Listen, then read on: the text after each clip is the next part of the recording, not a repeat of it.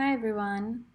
Today I'm gonna review with you how to drag a series of dates or numbers or anything you basically that is numerical and you want to have a series of number or dates to follow that.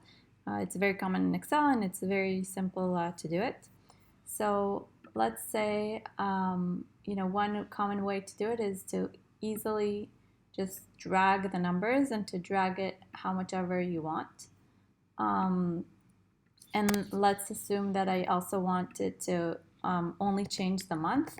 So I would change this to February, for example, and I take the two consecutive January, February, the two consecutive months, and drag this, and you could see that Google Sheets knows how to jump by month. So this is one way to do it.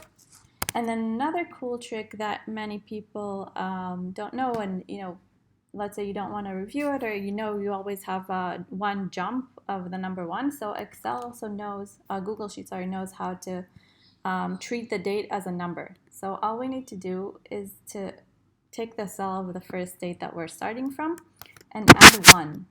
And then it knows right away to jump to January 2nd and so on. And we can drag it to how much ever time we want. And very simple, we will always know that it constantly has a one-time jump.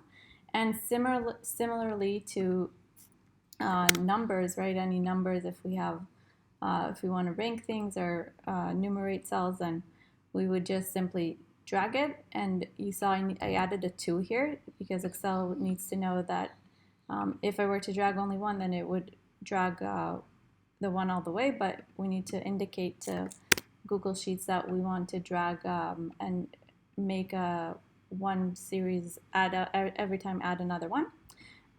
Or I could do the same as I did with the date, and I take the first cell, plus 1, and just simply drag this box, this cell, all the way to the bottom, and I easily have all my cells numerated correctly.